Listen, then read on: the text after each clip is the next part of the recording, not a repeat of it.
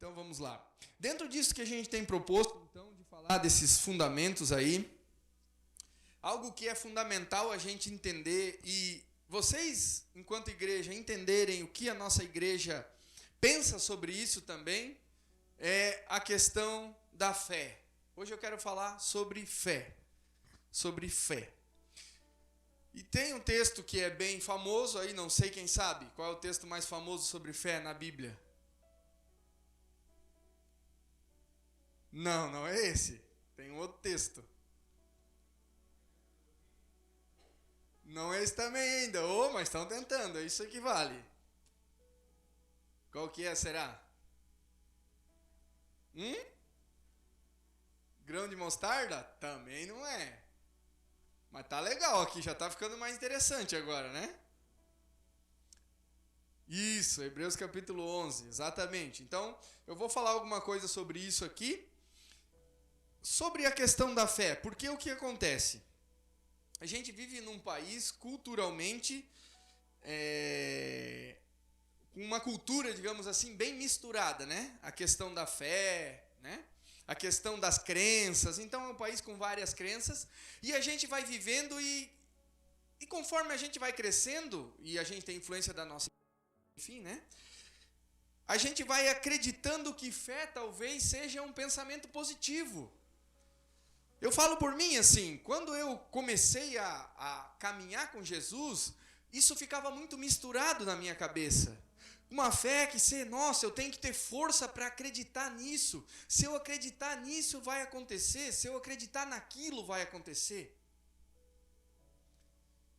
E quando a gente vai para a Bíblia estudar de fato o que é a fé, e a fé como sendo um dos fundamentos da Reforma Protestante no século XVI, por exemplo, né? Somente fé é uma das 5 solas, né? Que Lutero foi lá e elaborou, enfim, fez a Reforma Protestante. Então a fé é um grande fundamento e nós precisamos entender de fato do que nós estamos falando e o que é a fé para nós. E quando a gente vai para o livro de Hebreus, ele faz uma grande ponte entre o Antigo Testamento e o Novo Testamento. Por quê? Porque a gente vai entender que todo o Antigo Testamento, e Hebreus vai falar isso, porque Hebreus vai colocando assim, né? Vocês criam lá nos patriarcas, Abraão, Isaac, Jacó. E aí Hebreus vai dizer assim, mas Jesus é maior. E os anjos, e aí Hebreus vai dizer, o autor de Hebreus, mas Jesus é maior. E ele vai pegando exemplos de pessoas que eram referências para aquele povo, para o povo judeu, e dizendo, é interessante a reverência que vocês têm para essas pessoas, mas Jesus é maior.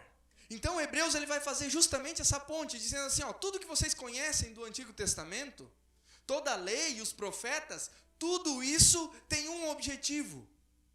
E o objetivo disso é apontar para aquele que ia vir, Jesus. E Hebreus, então, ele vem e faz essa transição dessa antiga aliança para a nova. Se a gente entender o livro de Hebreus aqui, se a gente ler o livro de Hebreus e entender, nós vamos entender o âmago da Bíblia, o centro da Bíblia, que é Jesus. Jesus. Amém? Estão comigo aí? Por exemplo, em Hebreus 10:1 vai falar assim, não precisa abrir aí, pode abrir em Hebreus capítulo 11 e deixar aberto.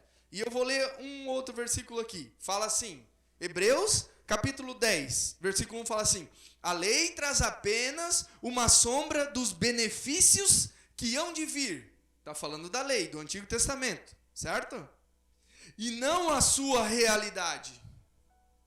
Por isso, ela nunca consegue, mediante os mesmos sacrifícios repetidos, ano após ano, aperfeiçoar os que se aproximam para adorar.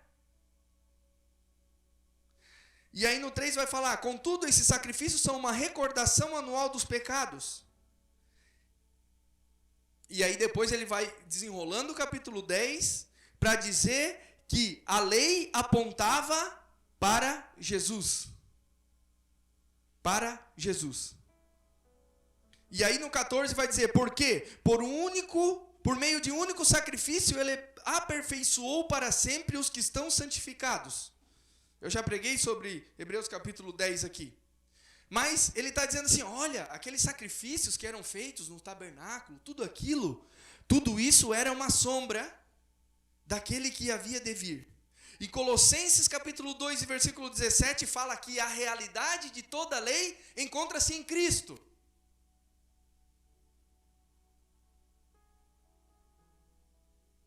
Vocês entendem isso? A realidade de todo o Antigo Testamento encontra-se em Cristo. Cristo. Essa igreja nasceu para falar isso. Para falar sobre Jesus. E aí, em Hebreus capítulo 11, e versículo 1, vai falar assim. Nós estamos falando hoje sobre fé. Fala assim, ora, a fé é a certeza daquilo que esperamos e a prova das coisas que não vemos. Pois foi por meio dela que os antigos receberam bom testemunho. E agora é um versículo chave para a gente entender algo sobre fé, que não é um pensamento positivo, ou seja, não é fé na fé.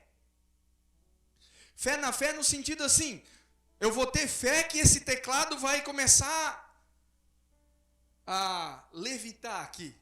E aí eu faço um pensamento positivo e aí eu peço para todo mundo, vamos junto, vamos fazer um pensamento positivo. O teclado vai levantar.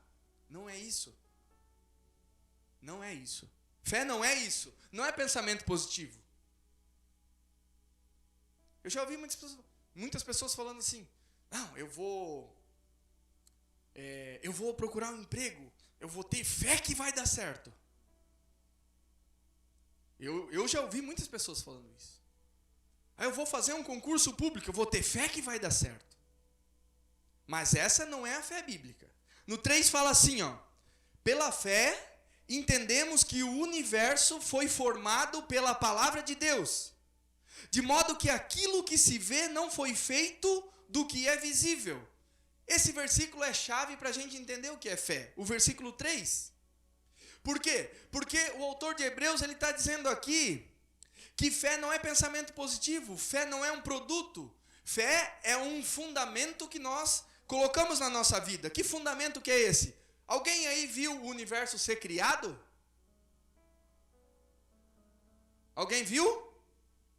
Eu também não, né? 35 anos eu tenho, mas faz um pouquinho mais de tempo, né? Que foi criado o universo. Então, o que é a fé? A fé é um fundamento que nós colocamos na nossa vida, entendendo que, por exemplo, o universo foi formado pela palavra de Deus. Ou seja, existe um Deus que não só criou todas as coisas, mas que governa todas as coisas. Vocês conseguem entender isso? Existe um Deus que ele criou o universo, tudo aquilo que nós podemos ver, tudo aquilo que funciona, tudo, exatamente tudo, nós partimos desse pressuposto, nós cristãos, que Deus criou o universo. Eu parto do pressuposto que você foi criado por Deus. Eu parto do pressuposto que todas as coisas que eu enxergo foi criado por Deus. Ah, mas esse prédio foi criado por Deus? Claro, de alguma forma foi, talvez não diretamente, mas indiretamente foi. Então, todas as coisas, isso é um fundamento que nós colocamos na nossa vida. E nós partimos desse pressuposto que Deus governa. E se Deus governa, Ele cuida de nós. Uma vez eu falei aqui um pouco sobre identidade.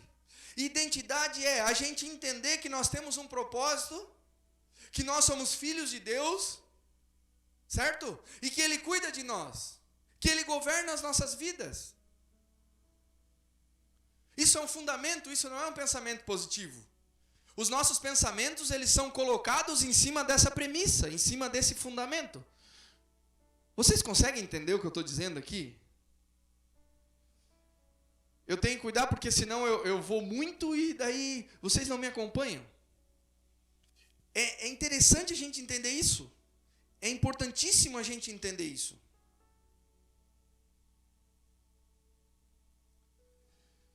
Tem um texto em Gênesis capítulo 21, que é o texto que fala sobre Agar. Agar era escrava de Abraão, certo? E o que acontece? Abraão teve um filho com ela que se chamava Ismael, certo? Beleza? O que acontece? Chega um certo tempo lá que Abraão diz para ela, ó, você vai ter que sair daqui porque vai dar problema. Então, Agar com Ismael, eles vão rumo ao deserto. E a Bíblia vai falar que eles estavam no deserto, que eles iam morrer da sede e da fome. Eles estavam no deserto, caminhando. E a Bíblia fala que de repente, isso aqui é interessante, muito interessante. A Bíblia fala que Deus abriu os olhos deles para que eles pudessem ver uma fonte de água.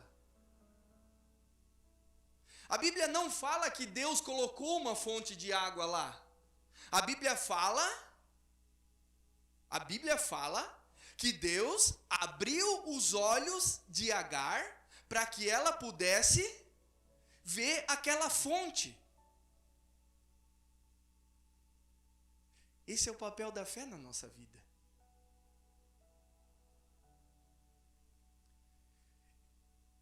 Deus, ele vai colocando coisas no nosso coração, fundamentos no nosso coração, e ele vai abrindo nossos olhos para que nós possamos enxergar coisas novas. Assim como aconteceu isso. Como Deus abriu os olhos para que Agar pudesse enxergar aquela fonte, e eles pudessem tomar água e não morrer. E aquele menino cresceu e tem povos que são descendentes dele até hoje, lá no Oriente Médio. Eles não morreram, porque Deus abriu os olhos.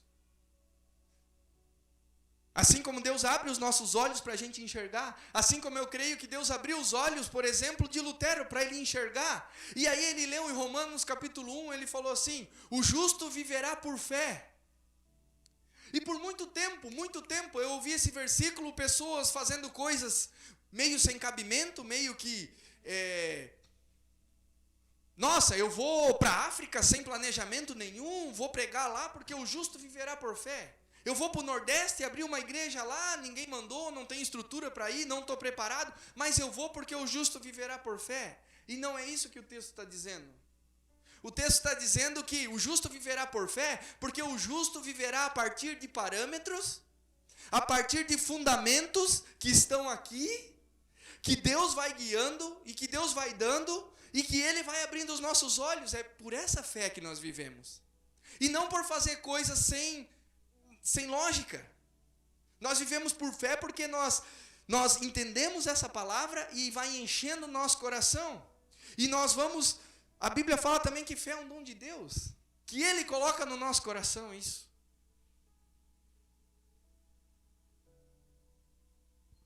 Então, fé é um fundamento. Primeira carta de João 5,20 fala assim, também sabemos que o Filho de Deus é vindo e nos tem dado entendimento para conhecermos o que é verdadeiro. Entendimento para reconhecermos o que é verdadeiro. Jesus faz isso pela fé. Pela fé. E quando a gente vai vendo discorrer aqui o capítulo 11, a gente fala assim, olha só.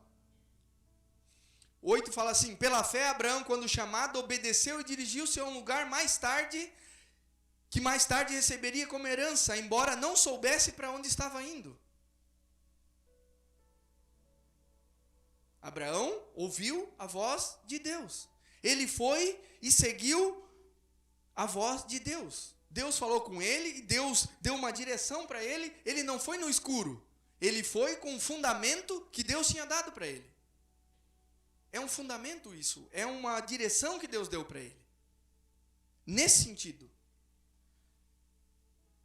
Pela fé, no 11 fala, Abraão e também a própria Sara, apesar de estéril e avançada em idade, recebeu poder para gerar um filho, porque considerou fiel aquele que lhe havia feito a promessa.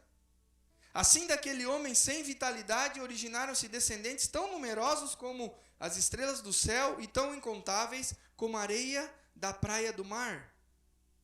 Todos esses viveram pela fé e morreram sem receber o que tinha prometido. viveram pela fé. Por quê? Porque eles não enxergaram diretamente uma vida com Deus depois daqui. Eles começaram a viver uma vida com Deus aqui. E tendo fé que, por exemplo, Deus criou todas as coisas, que Deus sustenta, que Deus guarda e que depois que nós passarmos o nosso tempo aqui, nós viveremos eternamente com Ele. Mas uma vida que começa aqui. Uma vida de fé, no sentido que nós temos um parâmetro. Uma vida de fé no sentido que nós cremos nesse Deus. A fé não é um fim nela mesma. A fé não é fé na fé. A fé é nós dirigirmos a nossa vida a Deus. A ouvirmos a voz de Deus. A vivermos o parâmetro dele, que está aqui. Amém? Vocês conseguem entender isso? Amém? Fé é rendimento, não pensamento positivo. Eu quero ler um texto com vocês e agora eu queria que vocês abrissem. Em Marcos, no capítulo 9. É um desafio a gente falar sobre fé, porque nós viemos nesse pensamento de fé, que a fé ela funciona por ela mesma, mas ela não funciona. Marcos capítulo 9. E aqui a gente tem um texto que fala que Jesus, ele cura um menino endemoniado, fala o texto. E eu quero ler com vocês esse texto. Ele fala assim, olha só, um grande exemplo de fé que nós temos nesse texto. Quando chegaram onde estavam os outros discípulos, viram uma grande multidão ao redor deles e os mestres da lei discutindo com eles. Logo que todo o povo viu Jesus, ficou muito surpreso e correu para saudá-lo. Perguntou Jesus, o que vocês estão discutindo? Um homem no meio da multidão respondeu, mestre, eu trouxe o meu filho que está com o espírito que o impede de falar. Onde quer que o apanhe, joga-o no chão. Ele espuma pela boca, range dentes e fica rígido. Pedi aos teus discípulos que expulsassem o espírito, mas eles não conseguiram. Respondeu Jesus, olha só. Ó geração incrédula, até quando estarei com vocês? Até quando terei que suportá-los? Tragam-me o menino. Então eles trouxeram, quando o espírito viu Jesus, imediatamente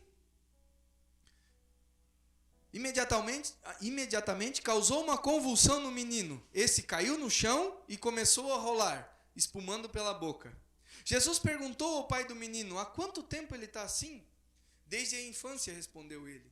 Muitas vezes esse espírito o tem lançado no fogo e na água para matá-lo. Mas se podes fazer alguma coisa, tem compaixão de nós e ajude-nos. Se podes, disse Jesus, tudo é possível àquele que crê. Imediatamente o pai do menino exclamou, creio, ajuda-me a vencer a minha incredulidade. Ajuda-me a vencer a minha incredulidade. Quando Jesus viu que a multidão estava se ajuntando, repreendeu o espírito imundo, dizendo, espírito mudo e surdo, eu te ordeno que deixe o menino e nunca mais entre nele. O espírito gritou, agitou violentamente e saiu. O menino ficou como morto, ao ponto de muitos dizerem, ele morreu. Mas Jesus tomou pela mão e o levantou, e ele ficou em pé. Depois de Jesus ter entrado em casa, seus discípulos perguntaram, por que não conseguimos expulsá-lo? Ele respondeu, essa espécie só sai pela oração e pelo jejum. Os discípulos, eles foram tentar expulsar, o texto já fala do menino endemoniado ali, sem orar. Eles pensaram que a fé por si que eles tinham ia expulsar o demônio daquele menino e o menino ia te libertar. Mas Jesus veio orando. Jesus sabia que ele precisava orar, que ele ia orar e que ele ia colocar aquele menino diante de Deus. E não fé por fé de dizer assim, não, sai aqui e agora eu te mando. E quando aquele homem fala assim, Creio, ajuda-me a vencer a minha incredulidade. Isso é rendimento, isso é se render a Deus, isso é fé. É dizer assim, eu não tenho fé suficiente para fazer isso, Senhor, mas ajuda-me até na minha incredulidade. Ajuda-me, eu me rendo a Ti, eu me jogo aos Teus pés. Isso é fé, isso é viver uma vida rendida, é uma dependência, não autossuficiência. Eu não venho aqui pregar achando que eu vou pregar algo que eu vou persuadir as pessoas, mas colocar diante de Deus e dizer, Deus, essa palavra, para que o Senhor faça em nós a Tua vontade. A nossa oração é uma oração de rendimento no sentido de colocar diante de Deus as pessoas, colocar os problemas diante de Deus, dizer, Deus, está nas Tuas mãos, Tu governa, Tu criou todas as coisas, Tu é um fundamento para a minha vida, Tu é aquele que me guia, Tu é aquele que dá sentido para mim, Tu é aquele que me levanta, me acorda todos os dias, Tu é aquele que me dá o meu respirar, Tu é aquele que sustenta o meu emprego, Tu é aquele que sustenta a minha família, Tu é aquele que sustenta o meu casamento, Tu é aquele que sustenta a minha família, Tu és aquele que eu me rendo.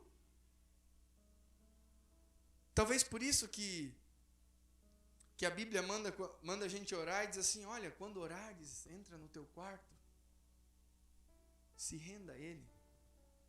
Porque lá a gente está rendido, lá, sabe, o orar de joelhos se uma pessoa estiver de joelhos diante de mim, significa que ela está rendida, ela não tem defesa. E quando nós estamos orando a Deus, nós estamos rendidos e nós estamos dizendo, Deus, daquilo que não existe, Tu pode fazer brotar a vida. Daquilo que ninguém pode ver, Tu pode nos fazer enxergar. Essa é a fé bíblica. E conforme o texto de Hebreus 11 vai dizendo, ele vai falando de várias pessoas. E no 17 ele fala, pela fé, Abraão, quando Deus o pôs à prova, ofereceu Isaque como sacrifício. Aquele que havia recebido as promessas estava a ponto de sacrificar o seu único filho. E quando eu leio esse texto, eu olho para os meus filhos, eu digo, não dá. Para nós não dá. Impossível isso. Mas uma fé tamanha de dizer assim, aquilo que Deus prometeu, Ele vai fazer. Aquilo que Deus prometeu para mim, o que Deus prometeu para nós, que está escrito aqui, Ele vai fazer. E claro que Isaque era um tipo de Jesus, porque, entre aspas, ele morreu e viveu de novo. Mas Abraão, ele não hesitou em dizer, Abraão, eu imagino o caminho de Abraão até aquele monte. Ele foi levando o menino para sacrificar. E ele sabia que ia chegar lá, ele ia matar o menino e ia sacrificar a Deus. E quando ele foi fazer isso, a maioria de vocês acho que conhece o texto, Deus manda um anjo e diz, não, pode parar. Isso é fé. Isso é fé. É não colocar em xeque aquilo que Deus nos prometeu. O sustento que Ele nos dá. Tudo aquilo que Ele nos faz.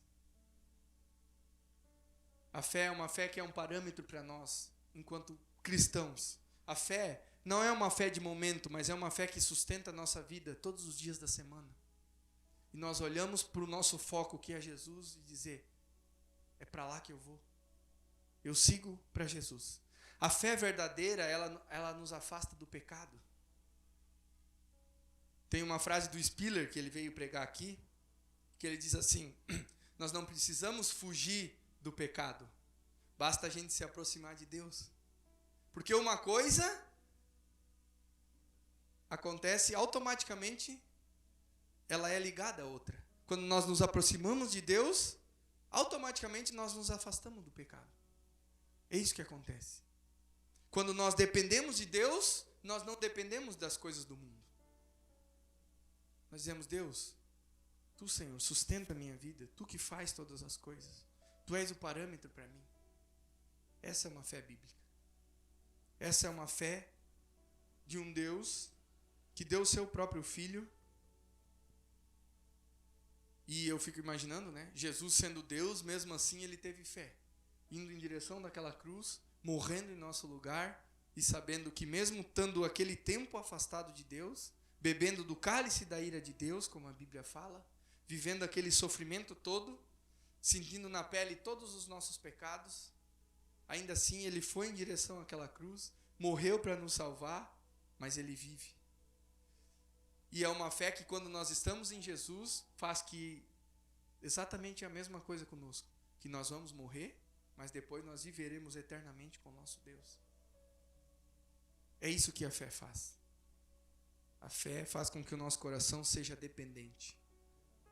Não pensamento positivo, mas colocamos o nosso Deus como fundamento da nossa vida. Em nome de Jesus. Amém? Vamos orar por essa fé? Se coloque de pé, por favor.